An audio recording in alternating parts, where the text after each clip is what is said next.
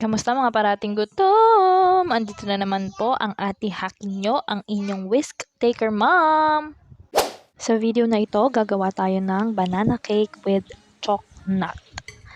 Tamang-tama, masarap na masarap ito panghanda sa Pasko or sa darating na New Year. So, nag-prepare lang ako dito ng saging, yung sobrang hinog na.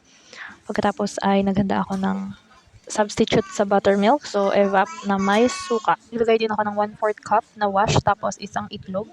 Pagkatapos ay 1/4 cup ng oil. At minix lang natin siya all together. Pagkatapos ay hinalo na natin ang ating substitute buttermilk. Naglagay tayo ng vanilla. And ilagay na natin ang ating dry ingredients, which is 2 cups of flour, 1 teaspoon baking powder, baking soda.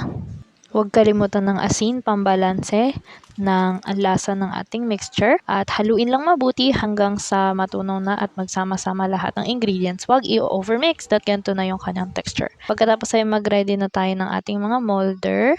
So, aluminum foil na lang dito. Tapos, nilagay ko na ang toppings na coconut at meron din tayong raisins, meron ding happy peanuts dahil yan lang available. So, murang-mura lang talaga tong banana cake version natin. At ayun na siya mga mi. Bake lang 165, 40 minutes to 1 hour. Tapos, tikman na yan. Hindi pala akong another recipe. Ito naman may cocoa powder tsaka mga spices. Hanggang sa uulitin. Paalam!